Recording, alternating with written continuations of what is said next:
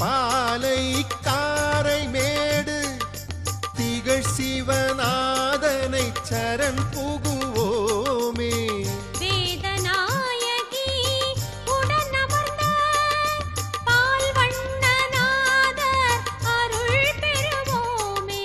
பாதக வல்வினை யாவையுமே பருதியை கண்ட பனி போலாகும். மூவரின் தேவார பதிகங்கள் நாவினில் ஓதி நலம் பெறுவோமே.